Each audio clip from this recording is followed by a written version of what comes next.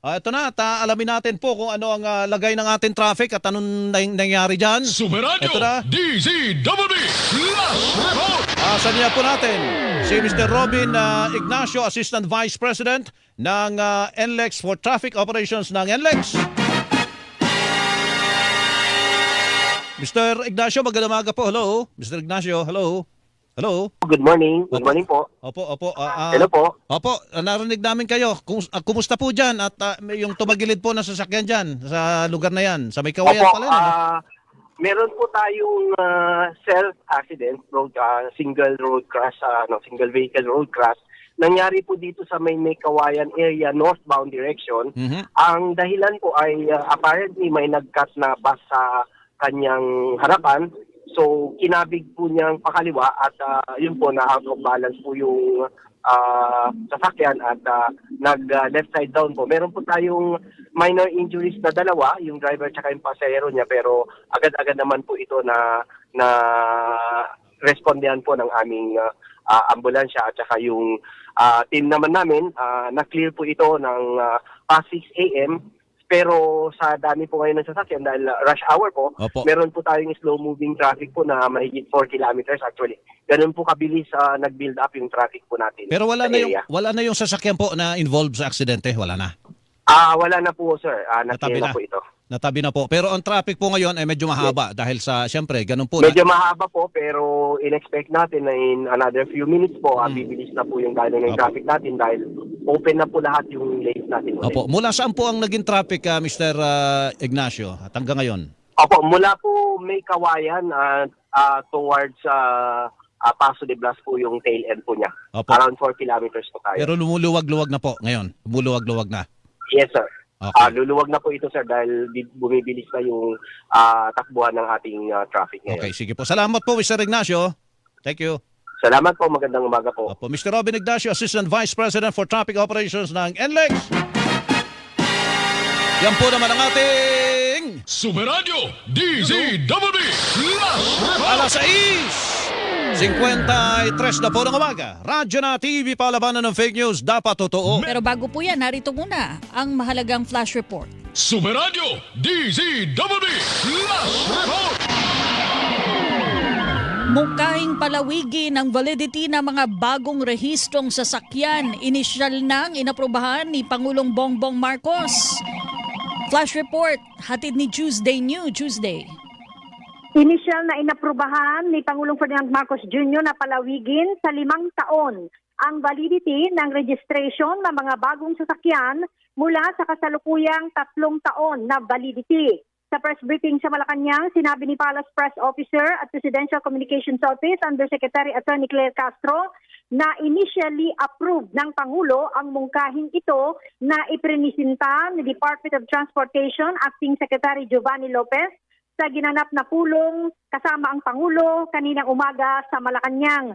Ayon kay Castro, inaasahan na maglalabas ng memorandum ang Department of Transportation kaugnay ng expanded validity ng new motor vehicle registration.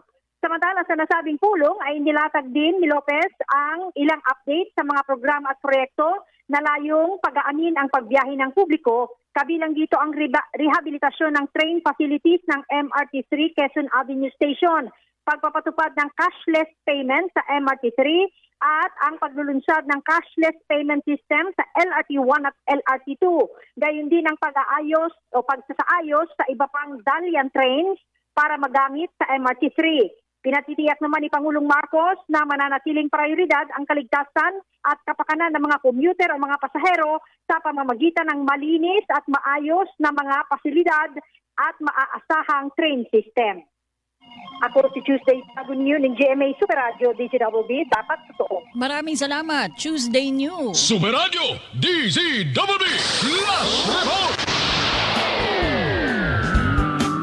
Agad na agad nating papapasukin to tandem dahil meron tayong bagyo. Superradyo DZWB Bantay Bagyo. Superradyo DZWB Flash Report! Yan tandem, meron na ho tayong bagyo ngayon. Tayo yung magpapakwento ng mga detalye mula po kay Lori de la Cruz ng Pag-asa. Miss Lori, magandang gabi po sa inyo. Magandang gabi din sir at sa lahat ng ating mga tagapakinig. Kanina nga 5:30 PM ay pumasok na po itong LPA sa loob ng at naging ganap ng bagyo sa loob ng ating area of responsibility at pinangalanan po natin yan si Bagyong Basyang. So ito po yung pangalawang bagyo natin ngayong taon. Taglay pa rin ito ang lakas na 55 kilometers per hour near the center at gustiness na 70 kilometers per hour. Sa kasalukuyan, wala pa namang signal sa mga bahagi ng bansa. Hindi pa ito nakaka-apekto sa bansa. Pero sa mga susunod na araw, particular starting by Wednesday hanggang Thursday, ay talagang mararamdaman na sa malaking bahagi ng Mindanao at Kabisayaan itong bagyo. Sa ngayon, mataas pa yung uncertainty in terms of track dahil syempre po, malayo pa po ito. Pero mamayang 11 PM magre-release po tayo ng bulletin wherein ipapakita na po natin doon yung special track niya. Posible nga po atahakin ito ang landmass ng Visayas at Mindanao. So far, yan yung nakikita natin, most likely maapektuhan malaking bahagi ng Visayas at Mindanao. For now ba, Miss Lori, ang bagyo natin by February, isa lang ho ang inaasahan natin? 0 or 1 po. Yes, tama po. Opo. Ma'am Lori, yung klasifikasyon nitong bagyong ito, ito po ba'y maulan o mahangin po, ma'am? Depende po kung lumapit po siya bilang tropical depression, malaking concern natin usually yung ulan rather than the hangin. Although may hangin pa rin, pero mas nagiging concern yung ulan usually. Pero kapag naging starting tropical storm pataas, malaking concern na rin ho yung maliban sa ulan, pati na rin yung hangin. Hindi naman nasa magtatagal sa atin yan, ma'am?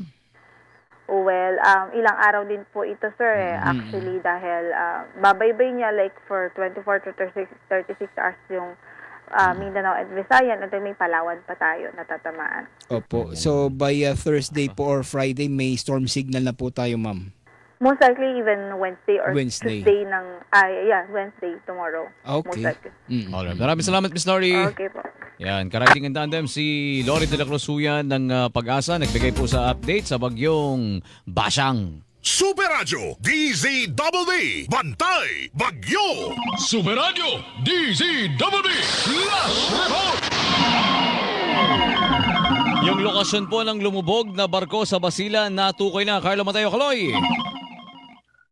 Tatanggap na balita mula sa Philippine Coast Guard ay nakumpirma na ang lokasyon ng lumubog na MV Tricia Kirsten 3. Ito ay sa isinagawang dive operation ng mga operatiba ng mga divers, technical at mga divers ka nitong Philippine Coast Guard.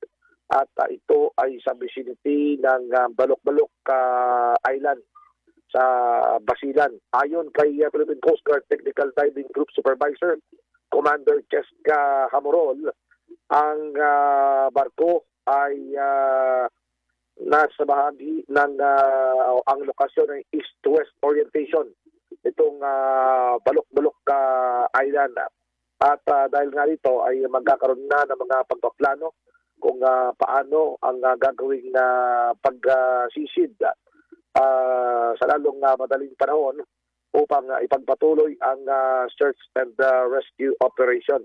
Samantala, sa kungday pa rin balita, naka-recover naman ang ilang mga mangingisda na tumutulong bilang volunteer. Naka-recover sila ng isang bangkay kanina. At ito ay patuloy pang i-identify at dadalhin din sa Zamboanga City para sa proper disposition. Sa kasalukuyan ay nasa 43 ang bilang ng mga nasawi at ang mga survivors naman ay nasa 316. Ako si Carlo Bate ng GMA Super Radio DZBB, dapat totoo. Super Radio DZBB Last Report. Riding in tandem sa balita. Ang ganda na ng sinabi ni Manong Roldan Julian, yung mga tropa natin sa QCPD Tandem.